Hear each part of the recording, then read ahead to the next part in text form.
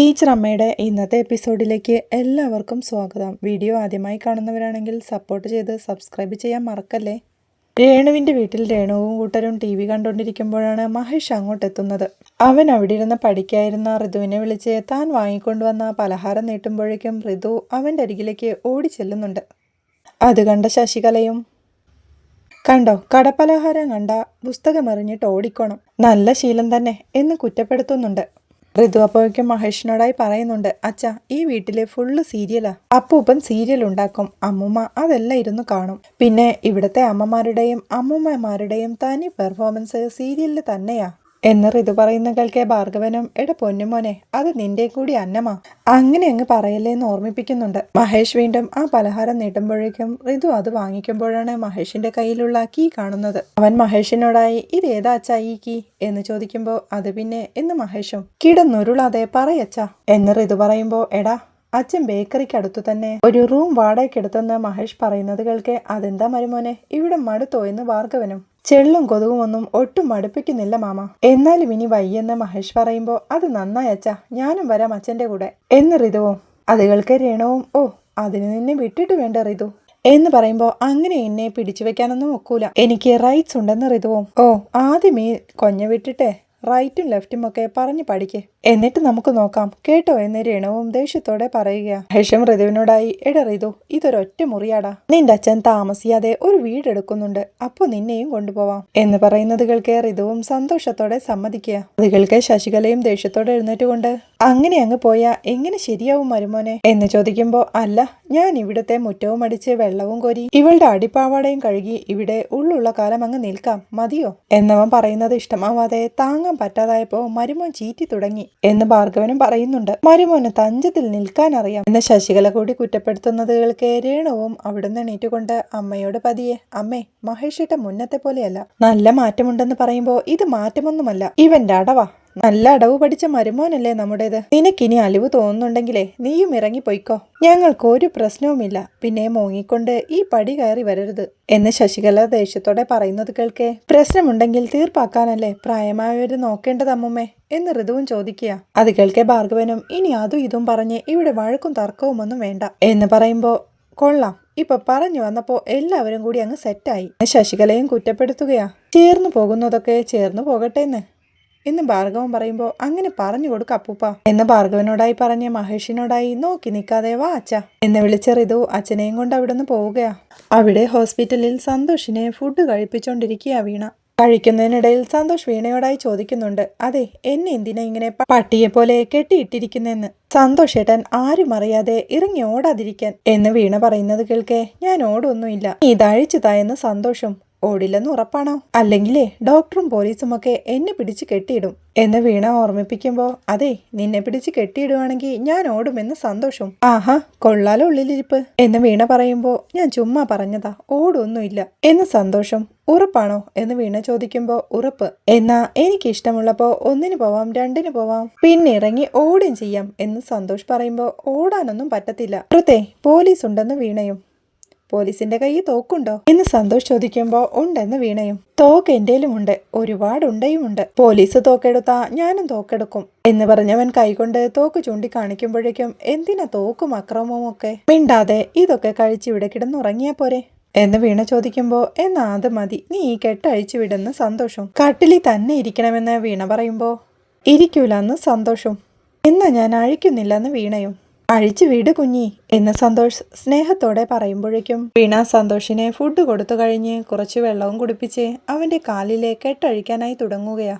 ഞാൻ കുറെ അഴിക്കാൻ നോക്കിയതാ പക്ഷെ പറ്റിയില്ല എന്ന് സന്തോഷ് പറയുമ്പോഴേക്കും വീണയും അവന്റെ കാലിലെ കെട്ടഴിക്കുന്നുണ്ട്. കെട്ടെല്ലാം അഴിച്ചു കഴിഞ്ഞ് അവൻ സന്തോഷത്തോടെ കട്ടിലിൽ നിന്നിറങ്ങി താങ്ക് യു കുഞ്ഞി എന്ന് പറഞ്ഞ് വീണയ്ക്കൊരു ഷേക്ക് ഹാൻഡ് എല്ലാം നൽകുമ്പോഴാണ് അങ്ങോട്ട് വരുന്ന നഴ്സ് അവനെ കണ്ട് അയ്യോ കാലിലെ കെട്ടഴിച്ചു മാറ്റിയോ എന്ന് ചോദിക്കുമ്പോ ഓടില്ലെന്ന് സന്തോഷിട്ടം പറഞ്ഞെന്ന് വീണയും. ഇവരിങ്ങനെ പലതും പറയും, ഉറപ്പുണ്ടെങ്കിൽ ഓക്കെ എന്ന് നഴ്സും. ഇപ്പൊ ഒരു ഗുളികയുണ്ടെന്ന് അവർ പറയുന്നത് കേൾക്കെ അതെ എനിക്ക് ഗുളിക നീ തരണ്ട, അവള് തന്നാ മതിയെന്ന് വീണയെ ചൂണ്ടിക്കൊണ്ട് സന്തോഷ് പറയുകയാ. നഴ്സ് വീണയുടെ കയ്യിലേക്ക് ആ ഗുളിക നൽകുമ്പോഴേക്കും വീണ സന്തോഷിനെ ആ ഗുളിക കഴിപ്പിക്കുന്നുണ്ട്. ഒരു ഇഞ്ചക്ഷൻ കൂടിയുണ്ട് എന്ന് നഴ്സ് പറയുമ്പോ ഇഞ്ചക്ഷനോ?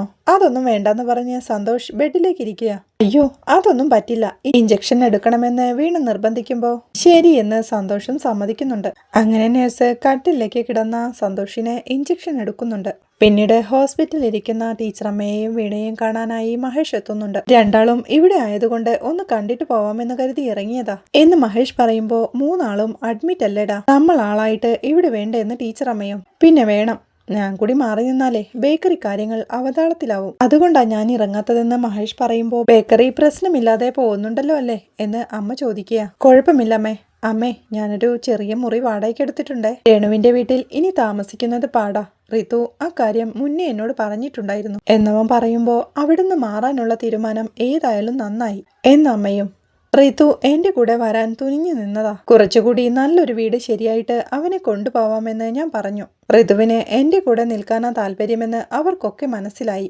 എനിക്ക് നല്ല മാറ്റമുണ്ടെന്ന് രേണു അവരോട് പറഞ്ഞപ്പോ ഒക്കെ എന്റെ അടവാണെന്ന് പറഞ്ഞ് അവർ തർക്കിച്ചു. അങ്ങനെ അമ്മയും മോളും തമ്മിൽ വഴക്കായെന്ന് മഹേഷ് പറയുമ്പോൾ രേണുവിന് ശരിക്കും നിന്നോട് ഇഷ്ടമാ മഹേഷേ. നമ്മുടെ സന്തോഷിന്റെ കാര്യത്തിൽ പറഞ്ഞതുപോലുള്ള ചില വളർത്തുദോഷങ്ങൾ രേണുവിനുമുണ്ട്. പുതുപ്പണം കണ്ടു വളർന്ന ഒറ്റ മോളല്ലേ, അതിന്റെ പ്രശ്നങ്ങൾ രേണുവിന് നന്നായിട്ടുണ്ട്. നമുക്കായിട്ടത് മാറ്റാൻ പറ്റുമോടാ?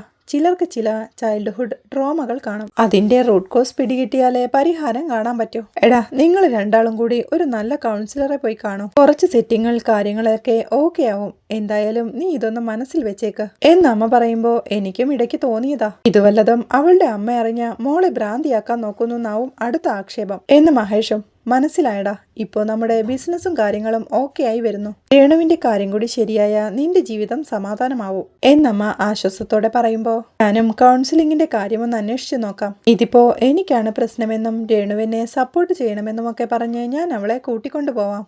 അവിടെ എത്തിക്കിട്ടിയ പിന്നെ അവര് കാര്യങ്ങൾ കൈകാര്യം ചെയ്തോളും എന്ന് മഹേഷ് പറയുമ്പോ നമുക്ക് നോക്കാമെന്ന് ടീച്ചറമ്മയും. അല്ല, ജോണിനിപ്പോ എങ്ങനെയുണ്ട് എന്ന് മഹേഷ് ചോദിക്കുമ്പോൾ റിക്കവറായി വരുന്നു. സന്തോഷിന്റെ അവസ്ഥ അല്പം മോശമാ. അന്നത്തെ സംഭവം സന്തോഷിനെ വല്ലാതെ ബാധിച്ചു. എന്തായാലും മാറും, കുറച്ച് സമയമെടുക്കുമെന്ന് അമ്മയും. അമ്മേ, എന്നാ ഞാൻ ഇറങ്ങുക, ബേക്കറിയിൽ ആ ഓമനമ്മ മാത്രമേ ഉള്ളൂ എന്ന് പറയുമ്പോൾ ശരിയെന്ന് ടീച്ചറമ്മയും. എന്ന് പറഞ്ഞ് മഹേഷ് യാത്ര പറയുന്നുണ്ടെങ്കിലും വീണ ഒന്നും മിണ്ടാതിരിക്കുന്നത് കണ്ട് നീ എന്താ ഒന്നും മിണ്ടാതിരിക്കുന്നത് എന്ന് മഹേഷ് ചോദിക്കുമ്പോൾ സന്തോഷിന്റെയും ജോണിന്റെയും അവസ്ഥകൾ കണ്ടുള്ള മടുപ്പാവും എന്ന് അമ്മയും. മഹേഷ് വീണയോടായി ഡി നീ ഇടയ്ക്ക് ബേക്കറിയിലോട്ട് ഇറങ്ങ് എന്ന് പറയുമ്പോൾ സന്തോഷേട്ടന്റെ അടുത്ത് നമ്മുടെ ഒരു ശ്രദ്ധ വേണം, അതുകൊണ്ട് പുള്ളി ഒന്ന് നോർമൽ ആവട്ടെ മഹേഷേട്ടാ എന്ന് വീണയും. അത് സമ്മതിച്ച് ഒക്കെ നിന്റെ ഇഷ്ടം എന്ന് വീണയോടായി പറഞ്ഞ് അവരോട് യാത്ര പറഞ്ഞിറങ്ങുന്നുണ്ട് മഹേഷ്. പിന്നീട് രാത്രിയാവുമ്പോ വിഷ്ണു തന്റെ വീടിന്റെ മുറ്റത്ത് ഉലാത്തിക്കൊണ്ടിരിക്കുക. രാധ അങ്ങോട്ട് ഇറങ്ങി വന്ന് വിഷ്ണുവേട്ടാ കിടക്കാം എന്ന് പറയുമ്പോൾ അത് സമ്മതിച്ച് വിഷ്ണുവും കൂടി പോവാൻ തുടങ്ങുമ്പോഴാണ് കാവ്യയും കല്ലുവും അങ്ങോട്ട് ഓടി വരുന്നത്. കാവ്യ അച്ഛനോടായി പറയുന്നുണ്ട്, അച്ഛാ ഈ വീക്കെൻഡില് ഞങ്ങളുടെ ആനുവൽ ഡേയാ, അന്ന് എന്റെ ഡാൻസ് ഉണ്ട്, അന്ന് മറ്റേ കേസ് അന്വേഷണം കോടതിയിൽ പോണം, മീറ്റിംഗ് ഉണ്ടെന്നൊന്നും അച്ഛൻ പറയല്ലേ എന്ന് പറയുമ്പോ പിന്നെ എന്താ പറയണ്ടെന്ന് വിഷ്ണുവും. അന്ന് എന്റെ ഡാൻസിന്റെ കാര്യം മാത്രമേ പറയാവൂ, വേറൊരു കൊട്ടേഷനും അച്ഛൻ ഏറ്റെടുക്കരുത് എന്ന് കാവ്യ പറയുന്നത് കേട്ട് അല്ല ഇത് എന്ത് ഭാഷയാടി ഇത് എന്ന് ചിരിയോടെ രാധയും ചോദിക്കുന്നുണ്ട്. ഈ ഭാഷയാവുമ്പോളേ പോലീസുകാർക്ക് പെട്ടെന്ന് മനസ്സിലാവും എന്ന് കാവ്യ അമ്മയോടായി പറയുമ്പോഴേക്കും ശരി, ഞാൻ അന്ന് ഒരു കൊട്ടേഷനും പിടിക്കുന്നില്ല, പിന്നെന്താ വേണ്ടത് അച്ഛൻ എന്ന് വിഷ്ണുവും. അന്ന് അച്ഛൻ ലീവാണെങ്കിലും സ്കൂളിൽ വരുമ്പോ യൂണിഫോം ഇടണം എന്ന് കാവ്യ പറയുന്നത് കേട്ട് അതെന്തിനാ എന്ന് വിഷ്ണുവും. എന്നാലേ ഒരു ഗമയുള്ളൂ, ക്ലാസ്സിലെ ചെക്കന്മാർക്ക് എന്നോടുള്ള റെസ്പെക്റ്റ് ഒക്കെ കൂടും എന്നവൾ പറയുമ്പോ കൊള്ളാം, പാവം എന്റെ കല്ലുമോൾ, ഈ പ്രായത്തിലായിരുന്നപ്പോ ഞാൻ പോലീസാണെന്ന് പോലും ഫ്രണ്ട്സിനോട് പറയണ്ടെന്ന് പറയും, അവർക്ക് പേടിയാവുമെന്ന്. ഇത് നേരെ തിരിച്ചൊരു സാധനം, എന്റെ ഭഗവാനെ എന്ന് വിഷ്ണു കൈകൂപ്പുമ്പോഴേക്കും വിഷ്ണുവിന്റെ അമ്മ അങ്ങോട്ട് ഇറങ്ങി വന്ന് എന്താ എല്ലാവരും കൂടി ഒരു ചർച്ച എന്ന് ചോദിക്കുക. ആനുവൽ ഡേക്ക് കാവ്യയുടെ ഡാൻസിന് അച്ഛൻ യൂണിഫോം ഇട്ട് തന്നെ ചെല്ലണമെന്ന് എന്ന് കല്ല് പറയുമ്പോ അപ്പോ അച്ഛമ്മ വരണ്ടേ എന്ന് അച്ഛമ്മയും. അച്ഛമ്മ ഉറപ്പായിട്ടും വരണമെന്ന് കാവ്യ പറയുമ്പോ അച്ഛമ്മ മൂകാംബികമ്മയുടെ ആളാ, സ്പെഷ്യലാ എന്ന് കല്ലുവും.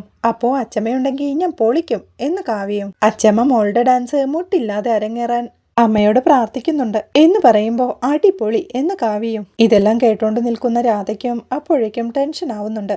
അവൾ ടെൻഷനോടെ കാവ്യയോടായി ചോദിക്കുന്നുണ്ട്, ഡാൻസ് കാണാൻ ഞാൻ വരണ്ടേ കാവ്യെന്ന്. ഓ, അമ്മയ്ക്ക് അമ്മയുടെ ബിസിനസിന്റെ തിരക്കാവുമല്ലോ എന്ന് കാവ്യ പറയുമ്പോ അത് നീ ചോദിച്ചില്ലല്ലോ എന്ന് രാധയും. ചോദിക്കാണ്ട് തന്നെ എനിക്കറിയാലോ അമ്മയുടെ തിരക്ക് എന്ന് കാവ്യ പറയുന്നത് കേൾക്കെ ടെൻഷനോടെ വിഷ്ണുവിനെന്ന് നോക്കിക്കൊണ്ട് രാധ അവിടുന്ന് അകത്തോട്ട് കയറി പോവുകയാ. അവൾ റൂമിലെത്തി ബെഡിലിരുന്ന് സങ്കടത്തോടെ ഓ, അമ്മയ്ക്ക് അമ്മയുടെ ബിസിനസിന്റെ തിരക്കാവുമല്ലോ എന്ന കാവ്യ പറഞ്ഞ കാര്യങ്ങളൊക്കെ ആലോചിച്ചുകൊണ്ടിരിക്കുമ്പോഴാണ് കല്ലു അങ്ങോട്ടെത്തി അമ്മയെ ആശ്വസിപ്പിക്കുന്നത്.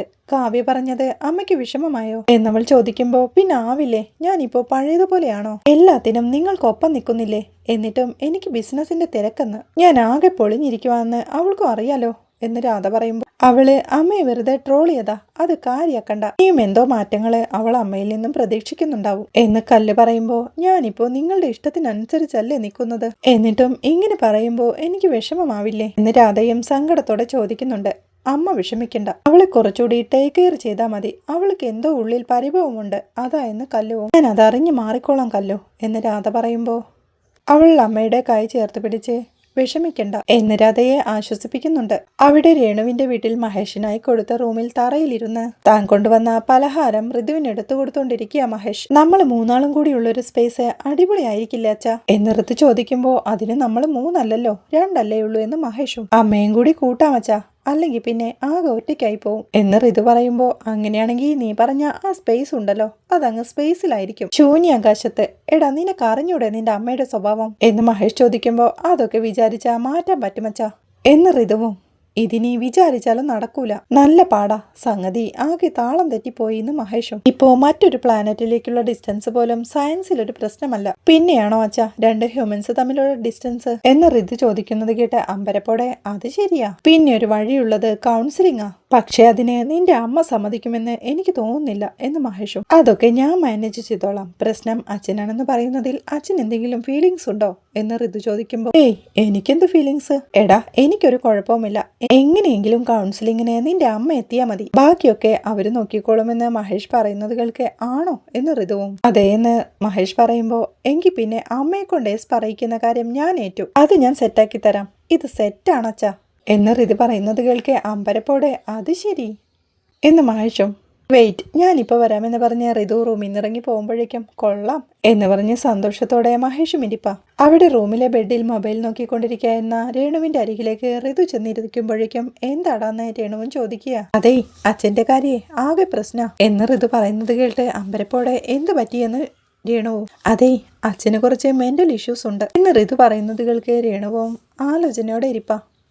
അത് അമ്മയ്ക്ക് മനസ്സിലായിട്ടുണ്ടാവുമല്ലോ എന്ന് ഋതു ചോദിക്കുമ്പോ, അതെ എന്ന് അവളും തലയാട്ടി സമ്മതിക്കുന്നുണ്ട്. അതിന് എന്തെങ്കിലും ഒരു പരിഹാരം ഉണ്ടാവണമെങ്കിലേ അമ്മയുടെ കൂടി സപ്പോർട്ട് വേണം എന്ന് ഋതു ഓർമ്മിപ്പിക്കുമ്പോ, മഹേഷ് ഏട്ടനെ പണ്ടേ കിളിപോയിരിക്കുകയാണെന്ന് എനിക്കറിയാം, ഇപ്പൊ ഞാൻ എന്ത് ചെയ്യണമെന്നാ നീ പറയുന്നേ എന്ന് രേണുവും. അതെ, അച്ഛനെ എങ്ങനെയെങ്കിലും ഒരു സൈക്കോളജിസ്റ്റിനെ കാണിക്കണം, കുറച്ച് കൗൺസിലിംഗ് കൊണ്ട് ചിലപ്പോ ഭേദമാവുമായിരിക്കും, അല്ലെങ്കിൽ കുഴപ്പമാണെങ്കിൽ മരുന്ന് കൊടുക്കാം, അച്ഛനെ നേരെ വിളിച്ചാൽ വരില്ല, അതുകൊണ്ടേ ഞാനിപ്പോ ഒരു സൂത്രം ചെയ്തു എന്ന് ഋതു പറയുന്നത് കേട്ട് അമ്പരപ്പോടെ, എന്താ നീ ചെയ്തേ എന്ന് രേണുവും. ഞാനിപ്പോ അച്ഛനോട് അമ്മയ്ക്ക് ചില പ്രശ്നങ്ങളുണ്ട്, കൗൺസിലിങ്ങിനെ അച്ഛനും കൂടി ചെല്ലണമെന്ന് പറഞ്ഞിട്ടുണ്ട് എന്ന് പറയുമ്പോ അവളും സന്തോഷത്തോടെ, അത് നന്നായി, എന്തായാലും അവിടെ എത്തുമ്പോ അവർക്ക് മനസ്സിലാവുമല്ലോ ആർക്കാ യഥാർത്ഥ പ്രശ്നമെന്ന് എന്ന് പറയുമ്പോ, അതെ, അമ്മയ്ക്ക് പ്രശ്നമെന്ന് അച്ഛൻ പറഞ്ഞാലും അമ്മയ്ക്ക് ഫീലിങ്സ് ആവില്ലല്ലോ എന്ന് ഋതു ചോദിക്കുന്നുണ്ട്. ഏയ്, എനിക്ക് പ്രശ്നമൊന്നുമില്ല, എനിക്കറിയാലോ യഥാർത്ഥത്തിൽ ആർക്കാ പ്രശ്നമെന്ന് എന്ന് രേണു പറയുമ്പോ, അത്രേ ഉള്ളൂ, അപ്പോ സംഗതി ഫിക്സ് ആക്കാൻ ഞാൻ അച്ഛനോട് പറയട്ടെ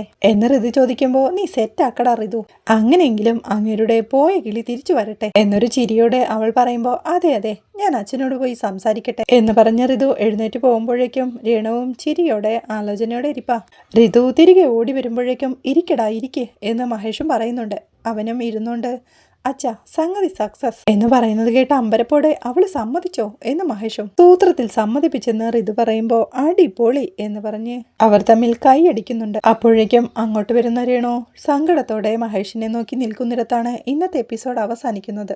വീണയുടെ പേരും പറഞ്ഞ് കനിയെ ഒഴിവാക്കിയ കാര്യം ജോൺ വീണയോട് ടെൻഷനോടെ പറയുന്നതാണ് നാളത്തെ എപ്പിസോഡിലെ വിശേഷങ്ങൾ. വീഡിയോ ഇഷ്ടമായാൽ സപ്പോർട്ട് ചെയ്ത് സബ്സ്ക്രൈബ് ചെയ്ത് ലൈക്ക് ചെയ്യാൻ മറക്കല്ലേ.